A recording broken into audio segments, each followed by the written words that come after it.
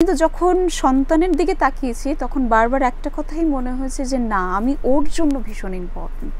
আচ্ছা আচ্ছা। সো ওইটা আমাকে সবসময় মোটিভেট করে, ওইটা একেবারে অক্সিজেনের মতো আমার।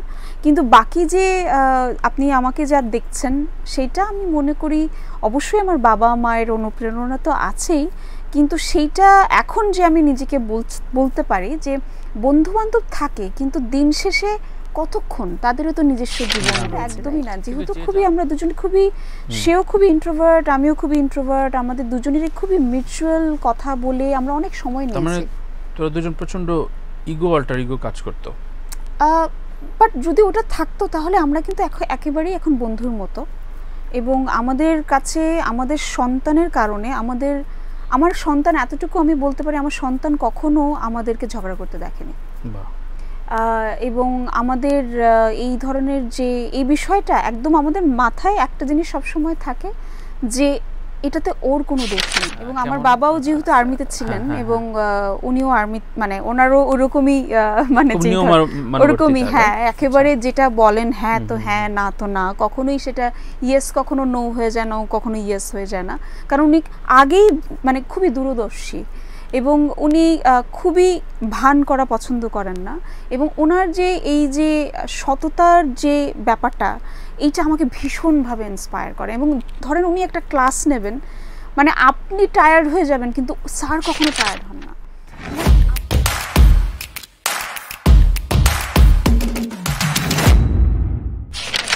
নশাবা, সুতো ছেঁড়ার গল্প শুনতে চাই। সুতো ছেঁড়ার গল্প বলতে মানুষ প্রেমে পড়ে, সম্পর্কে জড়ায়, সম্পর্কটা ভাঙেও, কিন্তু এই যে ভাঙন কালটা, যে স্পার্কটা হয়, যখন যে স্পার্কের জন্য আসলে মনে হয় যে না আমি আর পারছি না, এই সময় আসলে শক্তিটা কে যোগায়? এরকম শক্তি দাতা বা কোনো মোটিভেশনাল মানুষের গল্প? আমার মনে হয় সবচেয়ে বেশি শক্তি প্রথমে মনে হয় যে আরেকটা মানুষ দেয়, কিন্তু আপনি একটা সময় পার হয়ে যাওয়ার পর বুঝতে পারবেন আপনি নিজেকেই নিজে শক্তিটা দিচ্ছিলেন আসলে।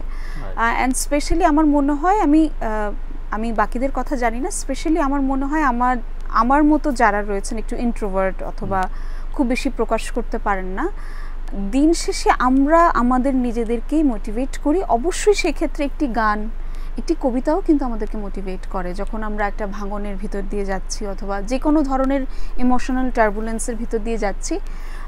আমাকে অন্তত, ইভেন আমাকে একটা পেইন্টিংও ইন্সপায়ার করে, আমাকে একটি লাইনও ইন্সপায়ার করে, কারণ যেহেতু আমার আশেপাশে সবসময় খুব বেশি মানুষ থাকে না, সো আমার জন্য এই কারণে আমি সবসময় বলি যে আমি মানে পাওয়ার অফ আর্টে, মানে আমার মতো ইন্ট্রোভার্ট মানুষের জন্য আর্ট ইজ নেসেসারি।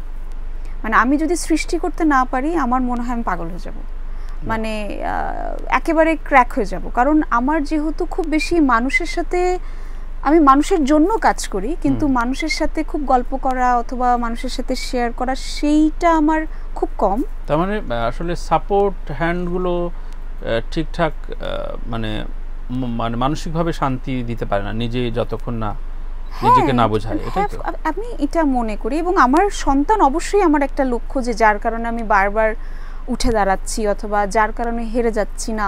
যেমন ধরেন লাইফে তো এমন অনেক সময় এসছে যে মনে হচ্ছে যে না, অভিমান হয়েছে, মনে হচ্ছে না আমি এই মিডিয়ার জন্য কেউ না, অথবা আমি এই দেশের জন্য কেউ না, অথবা আমি পরিবারের জন্য কেউ না।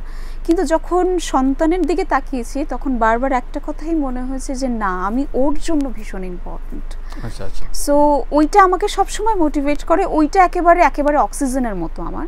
কিন্তু বাকি যে আপনি আমাকে যা দেখছেন সেইটা আমি মনে করি অবশ্যই আমার বাবা মায়ের অনুপ্রেরণা তো আছেই, কিন্তু সেইটা এখন যে আমি নিজেকে বলতে পারি যে বন্ধুবান্ধব থাকে, কিন্তু দিন শেষে কতক্ষণ তাদেরও তো নিজস্ব জীবন রয়েছে, রাইট? কিন্তু যে যায় সে যদি আবার ফিরতে চায়, সরি বলে, সেটাতে কি রিসিভ করে? মানে কেমন মানসিকতা নশাবার?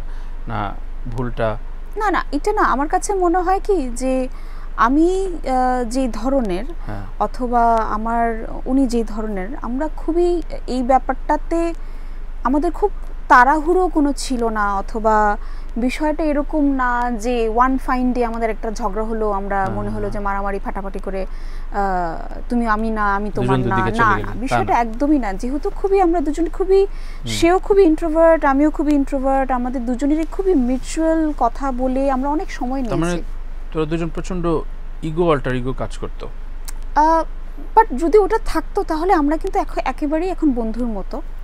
এবং আমাদের কাছে আমাদের সন্তানের কারণে আমার সন্তান এতটুকু আমি বলতে পারি, আমার সন্তান কখনো আমাদেরকে ঝগড়া করতে দেখেনি।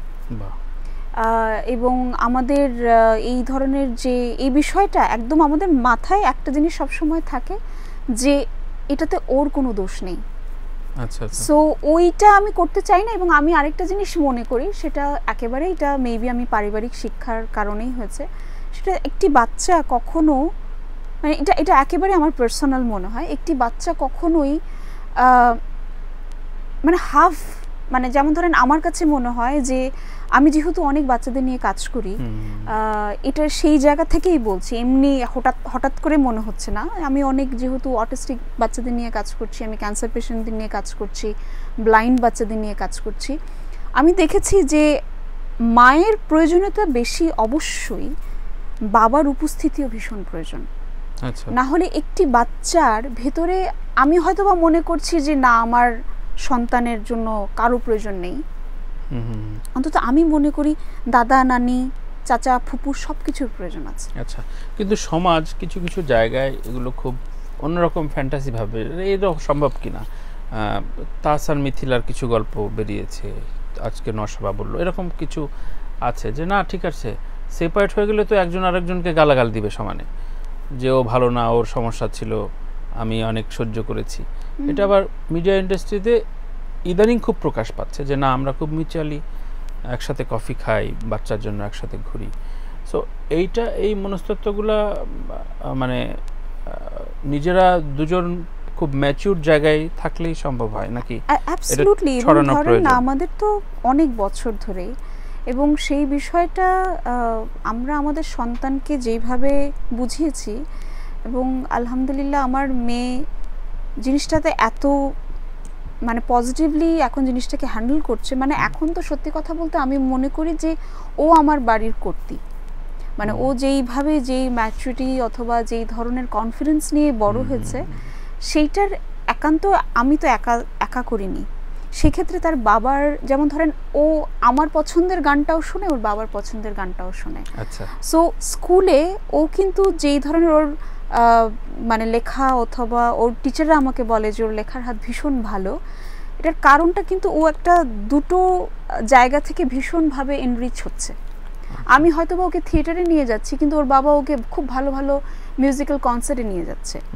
আমি হয়তো বা ওকে বিভিন্ন এক্সিবিশন দেখাচ্ছি, ওর বাবা ওকে বিভিন্ন ধরনের জায়গায় নিয়ে যায়, যেগুলো যেমন ধরেন ওকে নৌকা ভ্রমণে নিয়ে গেল, সেটা হয়তো বা আমার পক্ষে সম্ভব না। সো আমার কাছে সবসময় এটা মনে হয়েছে যে আমাদের মাঝে হয়তো বা একটা অনেক কিছুই হয়েছে, অনেক ভুল বুঝাবুঝি হয়েছে, যেটাই হয়েছে না কেন, কিন্তু একটি বাচ্চা যাতে তার শৈশবটা না মিস করে। চমৎকার। আমরা প্রথম বিরতিতে যাব, তার আগে একটা ছোট গল্প নিয়ে, যেহেতু গল্প পেয়েছিলাম, শিক্ষকের গল্প, প্রিয় কোন শিক্ষকের কথা নাম ধরে একটু বলতে হবে, এবং কোনো ইন্টারেস্টিং বা কোনো স্মৃতি আছে কিনা?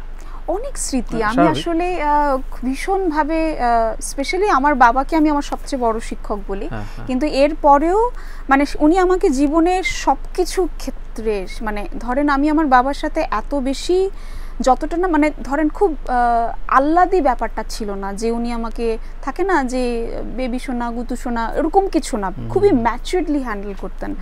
ইভেন ধরেন আমার বাড়িতে এখনও আমার মনে আছে যে ধরেন আমাদের প্রথম যে ইটটা যেটা দেওয়া হয়েছিল সেটাও আমিই দিয়েছিলাম, এবং আমার বয়স তখন বোধহয় 3 না 4 হবে। আমার এখনও মনে আছে আমার বাবা আমাকে জিজ্ঞেস করছিলেন আচ্ছা বলো তো আমাদের বাসার ডিজাইনটা কেমন হবে। তো ইভেন ধরেন বাসায়, ইভেন ধরেন আমরা যখন চাইনিজে খেতে যেতাম, আমার বাবা আমাকে মেনু কার্ডটা দিয়ে বলতেন তুমি অর্ডার দাও। তো এই যে বিষয়টা যে আমি যে ধরেন এখন যেভাবে আমার ফ্যামিলিকে রান করে নিয়ে যাচ্ছি, এটা তো আর আমি একা একা শিখিনি। এইটা যে ধরেন আমি একটা ডিসিশন নিতে পারি অথবা একটা ডিসিশন দিতে পারি, অথবা আমি আমার লাইফের ডিসিশনগুলো, আমাকে সবাই বলে অনেক সেন্সিটিভ অথবা, কিন্তু আমি কিন্তু আমার লাইফের ডিসিশন যেটা নিচ্ছি সেটা কিন্তু আমি পারিপার্শ্বিক সব কথা ভেবে নিতে পারি, এটা কিন্তু আমি একা শিখিনি, এটা উনি আমাকে শিখিয়েছেন। তো কোনো শিক্ষকের কথা কি স্পেশালি বলতে ইচ্ছা করছে? হ্যাঁ, অফ কোর্স। এবং ধরেন এখন আমি যেটা বলতে পারি, এখন আমার শিক্ষক বলতে আমি জামিল স্যারের কথা বলতে পারি, যিনি আমাকে মানে সাহস দিয়েছেন থিয়েটারটা করার, যিনি আমাকে মানে আমি ওনাকে জামিল স্যার যে কোনো দুইটা জাদুর কথা বল, অনেক মোহমুগ্ধ হয়ে কথা বলে, আসলেও খুবই পণ্ডিত ব্যক্তি, তারপরও স্পেসিফিক ভাবে দুইটা আচরণবিধি যা অন্য কোনো মানুষের নাই। মানে আমি জানি না, মেবি আমার বাবার সাথে তার অসম্ভব মিল, এবং আমার বাবাও যেহেতু আর্মিতে ছিলেন এবং উনিও আর্মি, মানে ওনারও ওরকমই মানে ওরকমই, হ্যাঁ একেবারে যেটা বলেন হ্যাঁ তো হ্যাঁ, না তো না, কখনোই সেটা ইয়েস কখনো নো হয়ে যায় না, কখনো ইয়েস হয়ে যায় না, কারণ উনি আগেই মানে খুবই দূরদর্শী, এবং উনি খুবই ভান করা পছন্দ করেন না, এবং ওনার যে এই যে সততার যে ব্যাপারটা, এইটা আমাকে ভীষণভাবে ইন্সপায়ার করে। এবং ধরেন উনি একটা ক্লাস নেবেন, মানে আপনি টায়ার্ড হয়ে যাবেন কিন্তু স্যার কখনো টায়ার্ড হন না, আপনাকে সে দেওয়ার জন্য সদা প্রস্তুত।